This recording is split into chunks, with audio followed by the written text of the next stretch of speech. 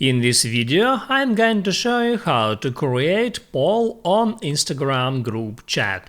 That is quite simple and easy to do, so let's begin. And first, open up Instagram app, then tap on DMs icon to open up your conversation, and next, just open up some group chat. If you don't have a group chat, just hit on that pencil icon and from here check mark persons that you want to add to a group chat and then hit on chat. Now there you can create a poll. In order to do that, just hit there add stickers icon and from here select a poll.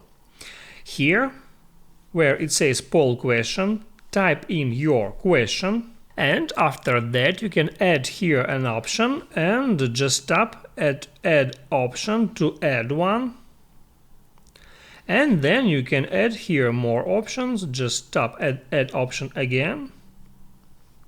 And in the same way you can add another options. And when you are done with that, just hit right there at create poll. And as you can see, the poll has just been created. You can tap on it to select one of the options and then hit on submit to vote on that poll. That's it. If this video helped you out, don't forget to like and subscribe.